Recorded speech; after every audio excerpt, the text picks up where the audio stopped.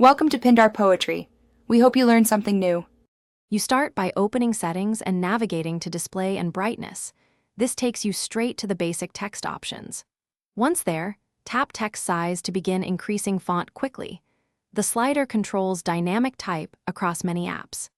If you need larger options, make sure to also open accessibility and select display and text size because accessibility offers bigger, system-wide changes. Do this now so the rest of the steps apply broadly, and you avoid changing fonts app by app unnecessarily. Now drag the text size slider and watch the preview. This shows how text scales in Mail, Messages, and many apps. Once you find a comfortable level, switch on bold text for improved legibility at larger sizes. Note that the device will restart briefly. If the slider isn't enough, enable larger accessibility sizes under Accessibility.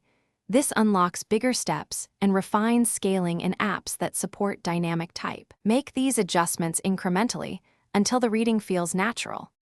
Finish by testing several apps to confirm the new font size applies across the system.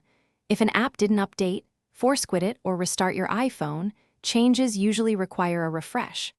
Also check specific app settings, because some apps use their own font controls that override system dynamic type. If text starts to overlap or buttons become cramped, slightly reduce the size or turn off bold text.